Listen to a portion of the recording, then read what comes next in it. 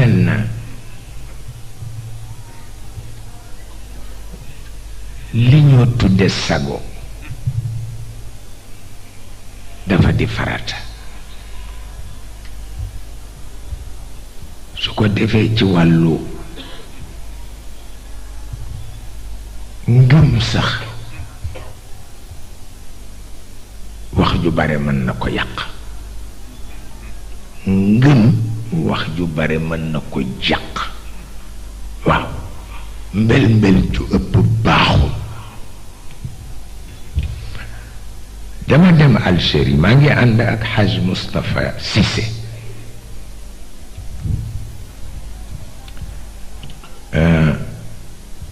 président ba yóbbante ma ci Abdou Diouf li ma nee ko mu set si ma waaw te itam nee ko na génn waaw ndax àdduna bi léegi génn fi des waaw ma ni ko baax na naa ko ko wax ca ngoon sa ñu organiser ñu benn daje ba ministre yi ci représenté gouvernement bi ñu ngi toog nii mufti baa ngi toog nii chef d'état-major général baa ngi toog nii parce que moom dafay intéressé ci yépp xale yi ñu chargé culture yi ñu ngi toog ñu ne ñun dañ doon laajte ndax Sénégal woykat boo xam ni woyam dana génn cadre mbel-mbel dugg cadre universel am na fa walla déet ma ni leen am na fa ñu ni naka la tudd ma ni leen Xaadi ma Jaxate Kal ñu ni fan la dëkk ci Dakar ma ni dëkkul ci Dakar ma nga dëkk ci village am ma su fa jóge fa la jànge fa la màgge fa la dee mënuñu ko dégg ñu ni waaw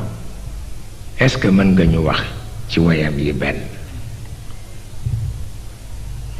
ma wax leen aluudu bi taaha sayyidil kawni wal urbi ma ni du moment que tudd na yonent bi sayyidul kawn pour se justifier il faut que mu présenter ay éléments yu nga xam ni ci cadre universel la koy présenter leen moo tax woyam mën a jóge ci cadre pëccëxu bi xew ci Sénégal dugg ci cadre universel ñoom ñépp ñu nangu ko ñu ni waaw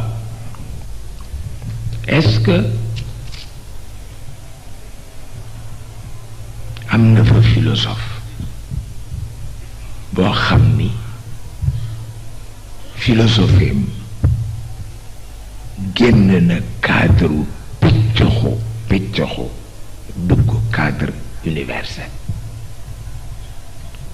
ma ni tekk nag ba mujj ma ne am na fa ñu ni ma ne mu tudd ma ni leen Sëriñ Yusufa Jóob ni fan la nekk Dakar ma ni déedéet mag ca kaw waaw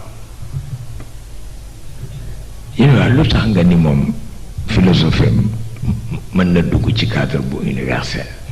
man leen parce que dafa am benn njabootam bu ko laaj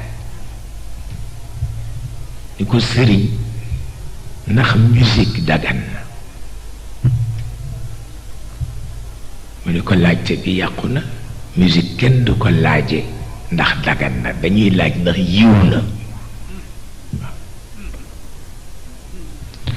man leen ubbi na bunt bi parce que li nu coincé ñun ñëpp mooy kiy laaj du génn 3e siècle ki koy tontu du génn 3e siècle góor gi nag dajj na loolu mais ñun ñëpp ñu d'accord ci ni parce que laajin boobu mu wax ni kenn mësul gis lu mel noonu parce que xam nga li daggante yiwul mag waru ca dugg donc laajin yooyu jeex na. li nga xam ni dagan na wante yiwul mag waru ceetu ko looloo tax mu ne ko musique kenn du laaj ndax dagan na wala daganul dangay laaj ndax yiwu na wala yiwul bu yiwee mag mën caa dugg bu yiwul na ko mag wattu ñu ni ko loolu la mais lu ko gën a am solo ci sunu temps bi amul parce que ñi ëpp kattan